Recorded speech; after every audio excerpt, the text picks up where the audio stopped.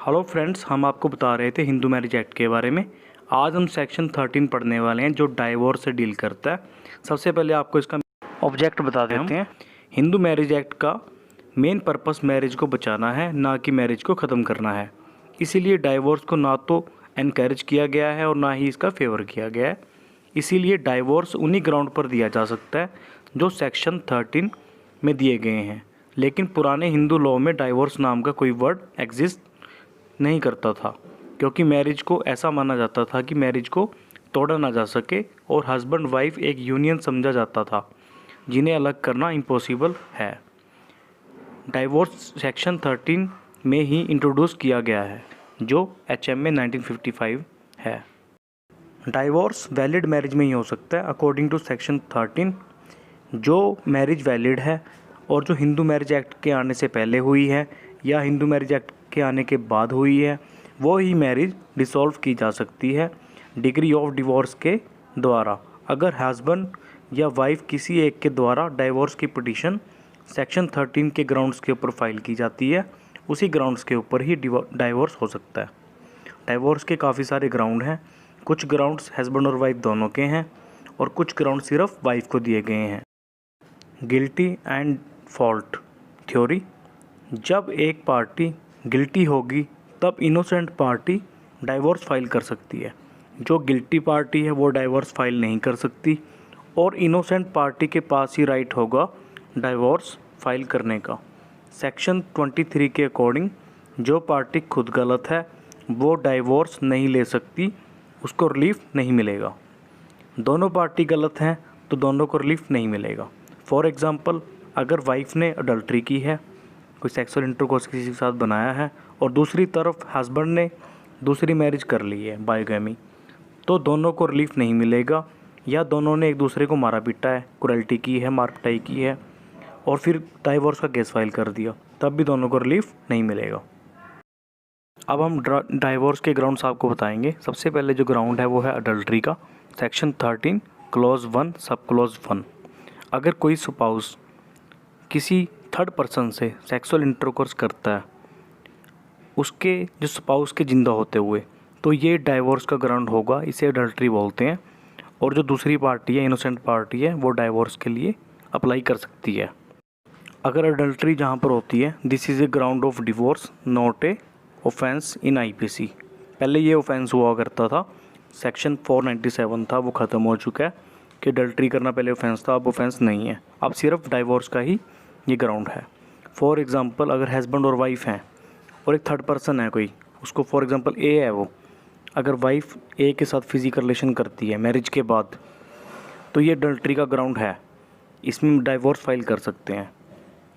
और अगर एक और एग्ज़ाम्पल देते हैं आपको, अगर हस्बैंड और वाइफ हैं, वाइफ ने जो थर्ड पर्सन A है उसके साथ मैरिज कर ली है, मैरिज करके उसके साथ रिलेशन में है वो, तो ये बाइगेमी होगी, ये अडल्ट्री नहीं होगी।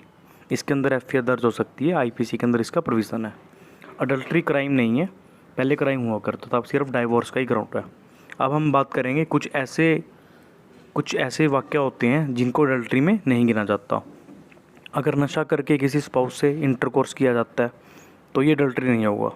अगर फोर्स के साथ, फ्रॉड के साथ या गलती से इंटरकोर्स हो जाता है तो भी ये अडल्ट्री में नहीं आएगा। अटैम्प्ट को भी अडल्ट्री नहीं कहते। अगर कोई अटैम्प्ट करता है सेक्सुअल इंटरकोर्स के लिए तो ये अडल्ट्री में नहीं आएगा। अडल्ट्री का मतलब है एक्चुअल में सेक्सुअल फिजिकल रिलेशन होना, अटैम्प्ट होना अडल्ट्री नहीं है।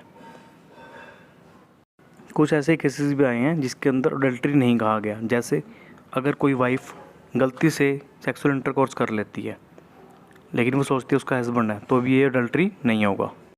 फॉर एग्ज़ाम्पल, अगर दो भाई हैं, जुड़वा ट्विंस भाई हैं, और जो वाइफ है वो अपना जो उसके हस्बैंड का भाई है उसके साथ सेक्सुअल इंटरकोर्स कर लेती है, उसे अपना हस्बैंड समझ के गलती से, तो ये भी अडल्ट्री के नहीं आएगा क्योंकि ये बाई मिस्टेक से है। अगर हस्बैंड वाइफ को किसी के साथ रिलेशन बनाने को बोलता है फॉर मनी, तब हस्बैंड अडल्ट्री का ग्राउंड लेके तलाक नहीं ले सकता क्योंकि वो खुद गलत है। एक्चुअली में लोगों को पता ही नहीं होता कि अडल्ट्री क्या होता है, क्योंकि अडल्ट्री का पता होगा तभी अडल्ट्री का ग्राउंड बनेगा। तो मेंटेनेबल तभी होगा ये ग्राउंड जब अडल्ट्री एक्चुअल में हुई है, फिज़िकल अडल्ट्री एक्चुअल में हुई है, इंटेंशन है उसके अंदर, कोई बाई मिस्टेक से नहीं हुई। और इसके अंदर एक बात बहुत ज़रूरी है कि जब भी अडल्ट्री के ग्राउंड के ऊपर डाइवोर्स केस फाइल होता है तब क्या करते हैं लोग, सिर्फ वाइफ के ऊपर केस फाइल कर दिया। जब डाइवोर्स का केस होगा तो उसमें वाइफ के ऊपर केस फाइल तो होगा, साथ में जिसके साथ रिलेशन हुआ है, वाइफ का मान लो रिलेशन हुआ है किसी के साथ, तो उस पर्सन को भी पार्टी डाइवोर्स के केस में बनाना होगा। अगर हस्बैंड ने अडल्ट्री करी है तो हस्बैंड के साथ जो लेडी है उसको भी पार्टी बनाना होगा, तभी डाइवोर्स होगा। अब एक केस के बारे में बात करते हैं। ये ऑक्सफोर्ड वर्सेस ऑक्सफोर्ड के नाम से केस है। इस केस में क्या हुआ था, वाइफ के जो अंदर है वो डॉक्टर ने दूसरे पर्सन का सीमन डाल दिया था और वो फर्टिलाइज होके प्रेग्नेंट हो गई थी। तब कोर्ट ने कहा था अडल्ट्री नहीं है, अडल्ट्री फिजिकल रिलेशन से होगी, ये फिजिकल रिलेशन नहीं है। अडल्ट्री मीन्स एक्चुअल रिलेशन होना। तो इस ग्राउंड के ऊपर जो फाइल किया था हस्बैंड ने डाइवोर्स, तो डाइवोर्स नहीं हुआ था, एक्चुअल में इंटरकोर्स होना ही अडल्ट्री है। ये ज़रूरी नहीं है कि अडल्ट्री के केसेस के अंदर डायरेक्ट एविडेंस हो, क्योंकि ज़रूरी नहीं होता कि जो अडल्ट्री की जो उस पोजीशन के अंदर कोई देख पाए विटनेस। तो जो डायरेक्ट एविडेंस नहीं है तो सर्कमस्टेंशियल जो एविडेंस होती है वो भी अडल्ट्री के को प्रूव करने के लिए बहुत होती है। अगर आप चाहते हैं हम इस टॉपिक के ऊपर भी वीडियो बनाएं, कैसे अडल्ट्री के केसेस को प्रूव कर सकते हैं, कौन कौन से विटनेस होने चाहिए, तो आप हमें कमेंट बॉक्स में ज़रूर बताएं, तो हम नेक्स्ट वीडियो ज़रूर बनाएंगे इस टॉपिक के ऊपर। डाइवोर्स के जो और ग्राउंड्स हैं उनके बारे में हम नेक्स्ट वीडियो के अंदर डिस्कस करेंगे। नेक्स्ट ग्राउंड हमारा क्रुएल्टी के ऊपर होगा। तो तब तक के लिए आगे की वीडियोस में बने रहें और हमें कमेंट बॉक्स में ज़रूर बताएं आपको वीडियो कैसी लगी। हमने इस वीडियो को डिटेल में बनाया है, तो हम सभी ग्राउंड्स को डिटेल में आगे कवर करेंगे।